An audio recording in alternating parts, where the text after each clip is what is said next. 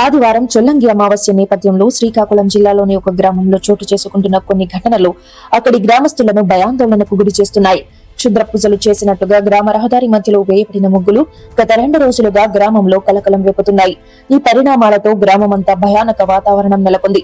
అసలు శ్రీకాకుళంలో ఏం జరుగుతుంది, దీని వెనుక ఉన్న నిజమేంటి?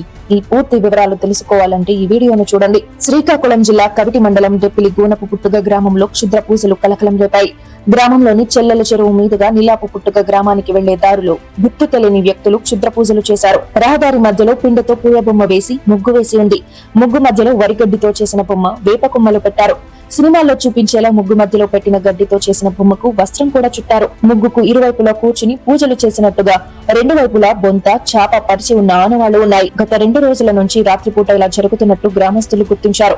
దీంతో గ్రామస్తులు తీవ్ర భయాందోళనలు చెందుతున్నారు. తమ ఊరిలో గతంలో ఎప్పుడు ఇలాంటివి జరగలేదని గ్రామస్తులు అంటున్నారు. ఆదివారం రోజున వచ్చే అమావాస్య చాలా పవర్ఫుల్ అని అంతా అంటూ ఉంటారు.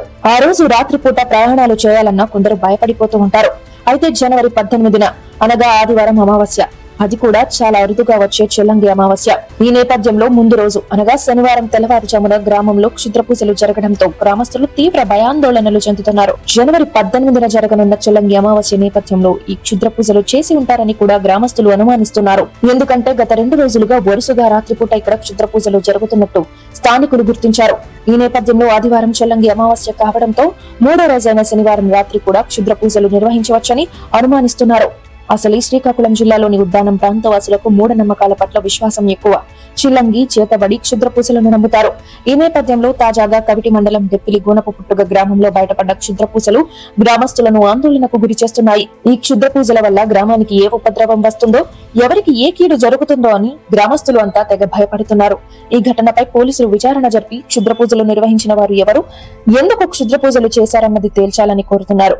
అయితే ఇక్కడ యువత కూడా అర్థం చేసుకోవాల్సిన అంశం ఒకటి ఉంది. సంక్రాంతి సందర్భంగా ముగ్గుల పోటీలు కావచ్చు, లేదా డ్రాయింగ్ కాంపిటీషన్లు కావచ్చు. ఈ మధ్య చాలా మంది క్షుద్ర పూజలు చేసినట్టుగా కామెడీగా వేస్తున్న బొమ్మలు హద్దులు దాటుతున్నాయి. ఇలాంటి విషయాలు మైనర్లకు, చిన్న పిల్లలకు చేరుతున్నాయి. ఇవి సమాజాన్ని తప్పుదోవ పట్టించే ప్రమాదం ఉంది. కాబట్టి ఇప్పటికైనా హాస్యానికి హద్దులు వేద్దాం, బాధ్యతగా మలుగుదాం.